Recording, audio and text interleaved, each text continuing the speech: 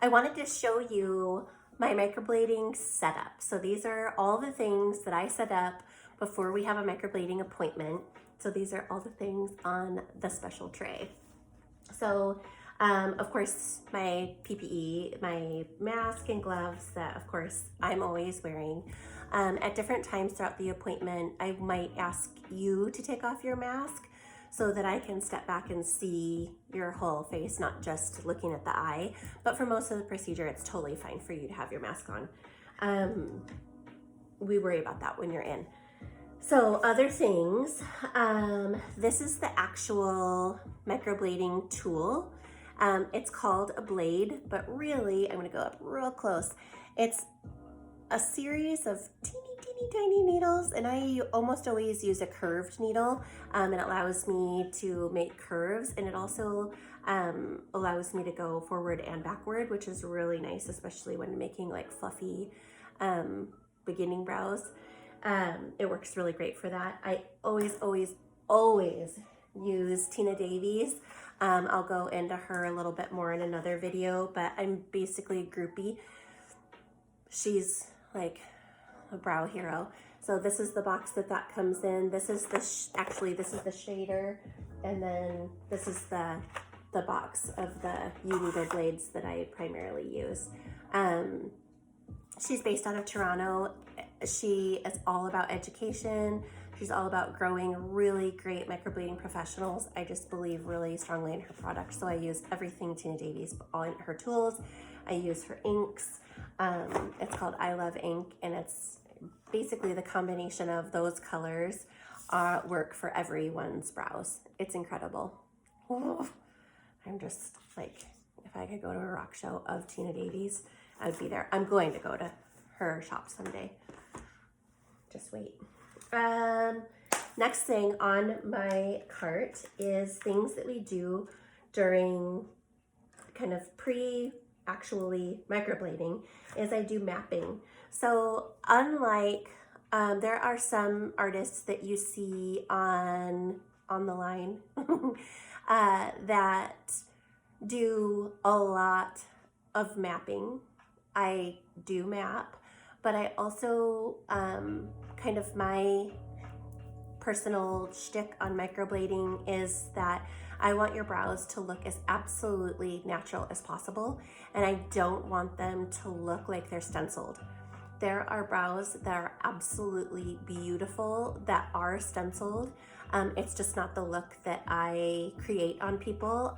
Most of my clients here at the Beauty Barn want a really natural look. So that's what I do. So I do mapping, but I also really look at if you have hair on the brow that is existing and you're not completely hairless, I look at what your hairs do so that I can kind of follow their lead. So some people have hairs that grow, this is kind of step by step of how, not always I do this process, but it's basically to show people that you're doing a little bit and then you're filling in, and a little bit more and you're filling in, and that's where the hair strokes come from. Some people's hair, you can see these hair strokes that are going down. Some people's hair have more down angles, so I'm not going to do as much on the upside because I want to follow what their hair does. So I can kind of fine tune it like that so it's not too stencily and it looks really natural. This is where you decide where the beginning, middle, and end of brows are. And this is, I don't know the special name for it, but this is the tool that's all based on the golden ratio, and it is expandable, and it helps measure, making sure that each portion of the brow is the same on each side. It's awesome. And then I've got colored, I use my Jane Iredale pencils to draw on brows. So I don't just jump right in. Some people want me to just jump right in, but the consultation part of microblading is the most crucial, important part. I ask you questions that inform me to know how to give you the brow that you want. A lot of people come in here and say, "You're the expert, just do it, Kara." Whoa, like we need to talk about Do you like it pointy? Do you like it round? Do you want, how high do you want your arch to be?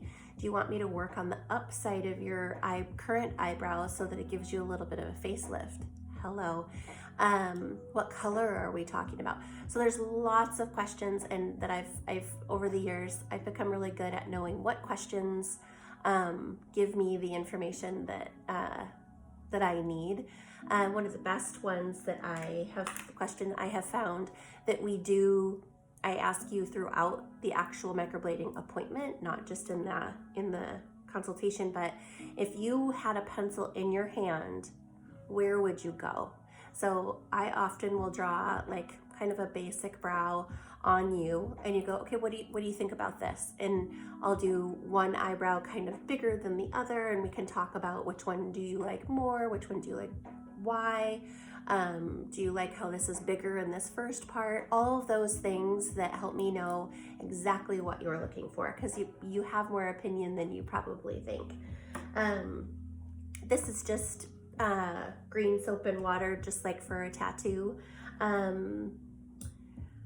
When I do microblading, I'm not just doing one complete brow and then go to the other. I'm doing a little bit here, a little bit there.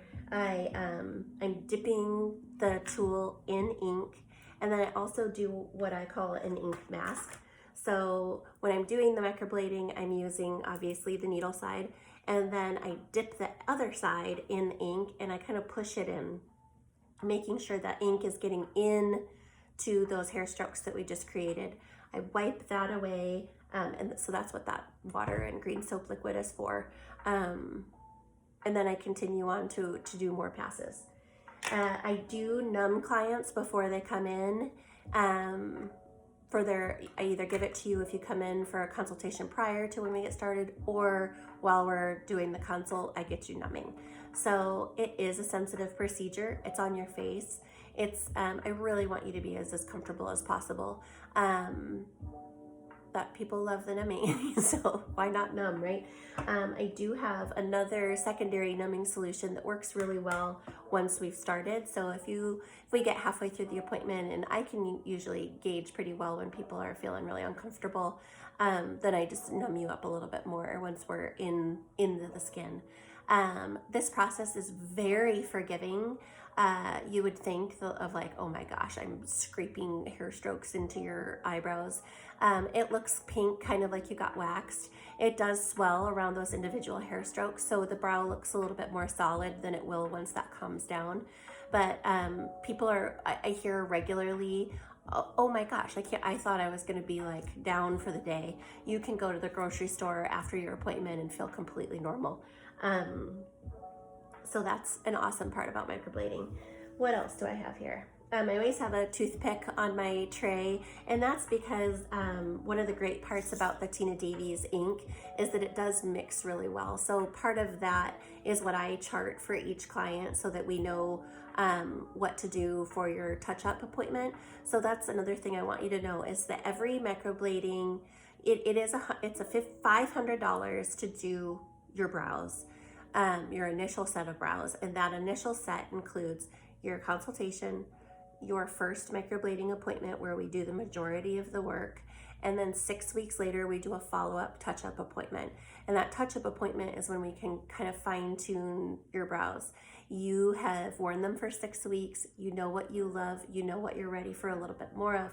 Most people come back at that 6-week appointment and say, Kara, I think I'm ready I just want them a little bit thicker. That's also our chance where if we want to change, like just fine tune color even a little bit more, I work conservatively, and I don't want you to leave from that first appointment totally freaked out of like, whoa, this is so much. I don't want people leaving here feeling like that. I think being a blonde, it really helps me in this process, because I know what having, like, if I've tinted my brows too dark, I feel insane. So when even a little bit feels like a lot when you're not used to having a lot of hair.